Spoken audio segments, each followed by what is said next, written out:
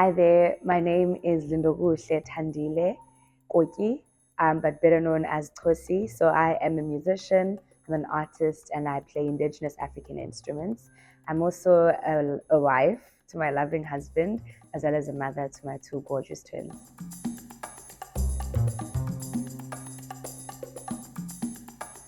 Okay, cool. So first of all, the name itself, it comes from a song that I wrote after overcoming my last suicidal attempt.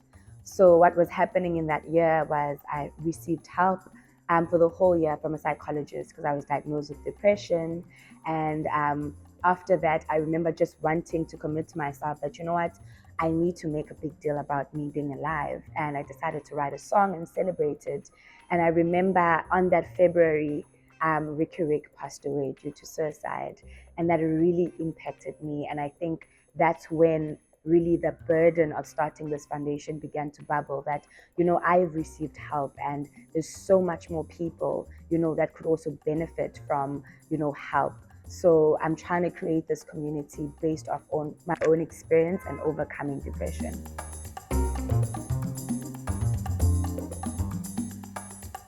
So our core values, not to say them word for word, but really get you to understand what we mean when we say we are standing hand in hand with communities to raising up people and renewing their minds, to make them and give them a better chance at living victorious lives. So the foundation aims particularly to help people living in townships and rural areas. So why we want to do that, we believe that's where the conversation around mental health has like barely started. And even with my team, we've gone on the ground and actually just spoken to a couple of people in Guguletu. And you find that people are still in denial with the fact that we actually are living in dysfunction and this is not how things should be. So what we aim to do as a foundation is to stand with the community because we can't say we want to bring help and we don't even know what is the need. So that's what we aim to do. And our mission is to give them free access to mental health care through our foundation.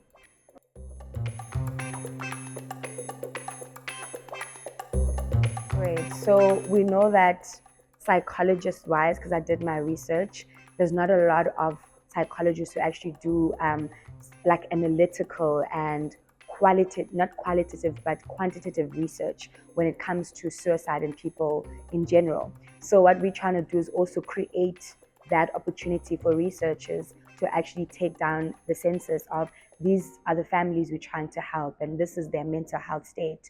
And how we aim to do that is obviously sitting with the community members and finding out what is their problems, if they are aware, if they even have depression, if that's the case. So we want to make sure first we're sitting down with them and understanding what their needs are. But what we aim to do is actually something that was done with me when I was going through the process, which is to take in a number of intakes for the full year. And we're giving them intensive care in terms of psychological, but also bringing in psychiatrists if there's a need for that. And we aim to partner with them, but also our community that we're trying to, you know, bring around them, that we are also assisting them get comfortable with psychology and the work of mental health, because that's not something that's quite prevalent in the townships. So we aim to give them this sense of community, but also researching so that we can see with our statistics and our own research that what we are doing is actually helping decrease the rates of the number of suicides in our country.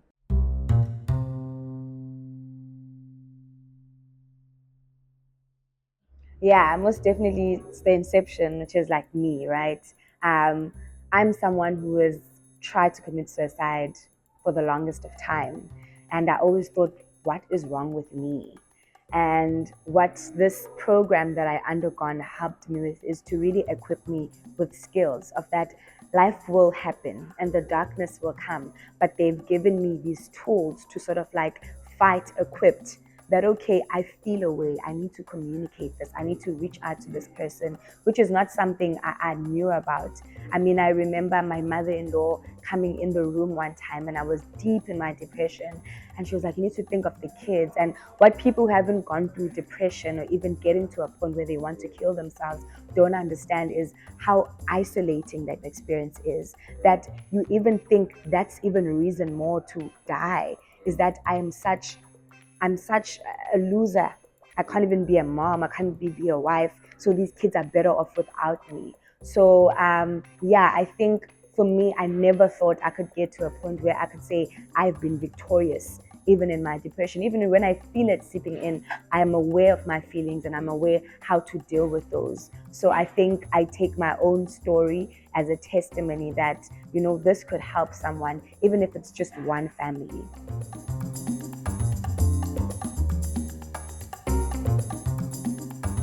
Most definitely. So, why we're even launching in the first place, I think a lot of people start foundations, organizations, maybe they don't really launch them, but we just really wanted to make noise in the city, to make noise in the country, and to declare that, listen, we're taking a stand and we're rallying people around this very important cause.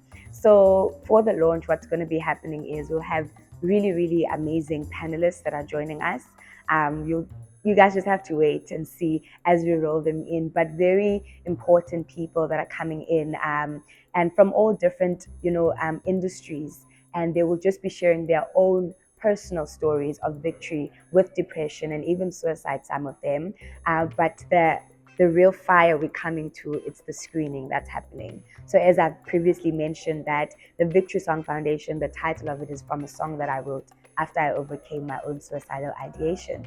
And basically, I decided I want to do a visual screening of being victorious. And it starts with an interlude, which shows you someone how they could be when potentially they're in that dark place.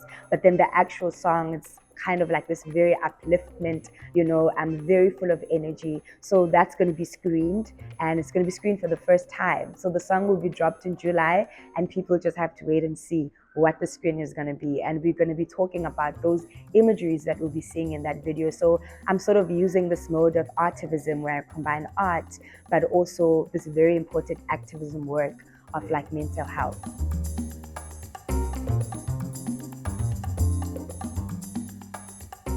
From the panel discussion, I think I touched briefly on it as well.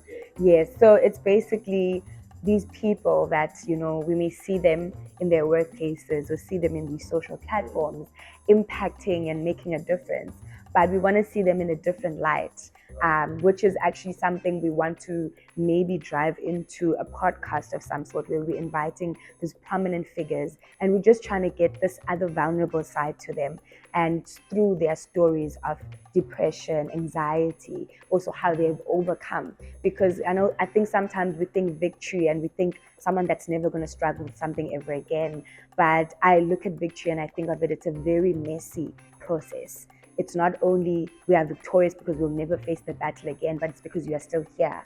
So we want to hear those stories from our panelists, that how is it that they are still here, having overcome everything that they had to face. So that's really what it's going to be about. It's them in a light you've never seen them before, telling us about their stories, but we're also having engagements from the audience. So everyone that's going to be coming, please come packing your own story of victory. You never know who you might touch in the room, because that's what the foundation wants to create. It's this community, and it's not just my own, foundation, but it's everyone that's involved, and that includes you.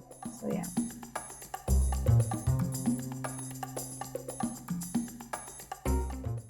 They are important. Why they are important is because we cannot do this by ourselves.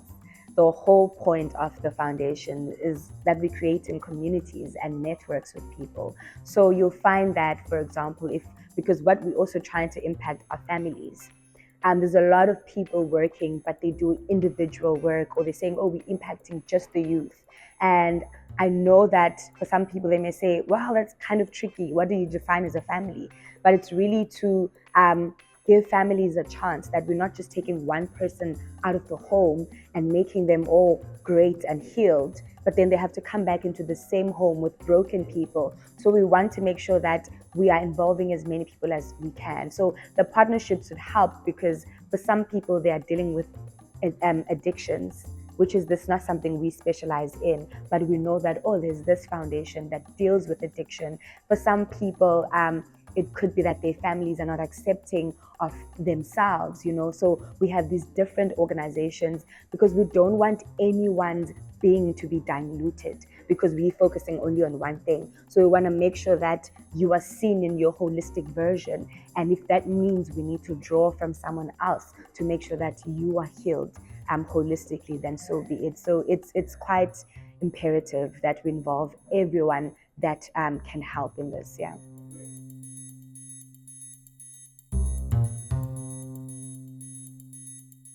With fun, so we're currently having a fundraiser show happening this June on the 28th. We'll be at the Gorgeous George.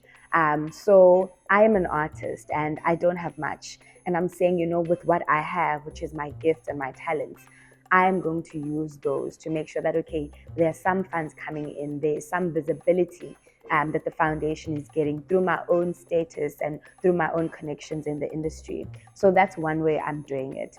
But also another important aspect is partnering up with psychologists. So there is quite a number of them that I'm working with just to create this sort of like a business plan that we will be approaching brands with and asking them to please partner with us on this. And obviously we'll be knocking on government's door and just anyone, if you're here and you're seeing this video and you're like, you know what, I love this initiative, I want to help. We have our Instagram currently running where we're very active, and you can just DM us and say, okay, how do I get involved? And we'll direct you to the right channels. And we are also in the process of building up our website so that we can make it also a bit easier for people to just donate anonymously if they want, but also find out what is happening and how they can get involved. But for now, I think our Instagram is the one way you can get clued up, which is _victory songs.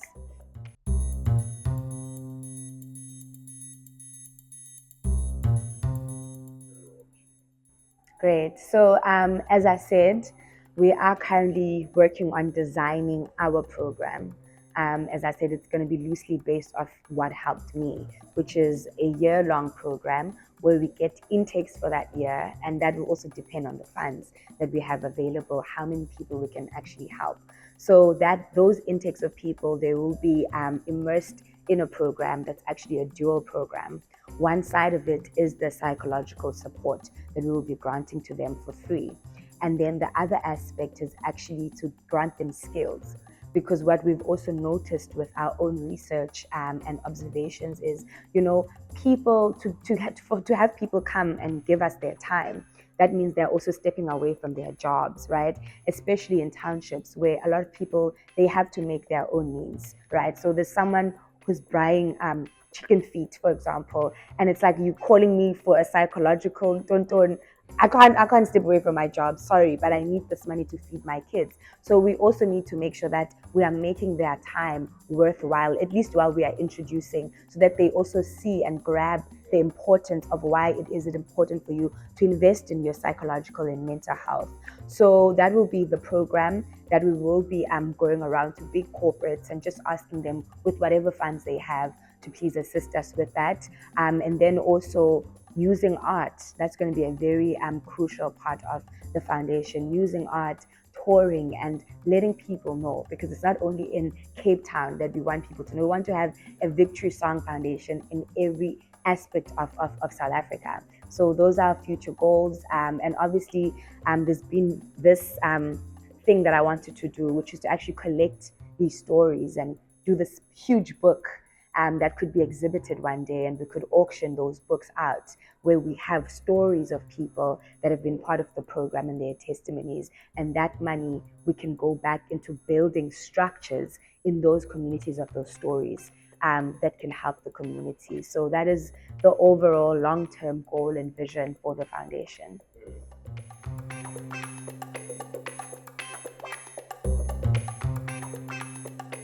Why me?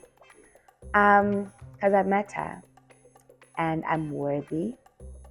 And I think I don't just stand for myself, but I'm standing for many others that couldn't be in front of this camera right now and understand what it is they are going through. And I stand here because I am very much aware that as a people, there was psychological work that went into colonization and apartheid, that no one came back to say, I need to invest in undoing this work in people's minds. So the reason why as African people in the locations, in the townships, as people of color, that we don't understand that, guys, this is important work for you to get your mental health right. It's important is because even right now, our state, it actually benefits from the state of mind our people are in. So I am one who's saying I'm putting my life, my name on the line to advocate for those who right now don't understand, because I didn't understand at some point. So if you are investing in my foundation, in our cause, and in our call, it's to help those who can't stand here, who can't articulate as I am able to. That is why it matters that you invest in my vision.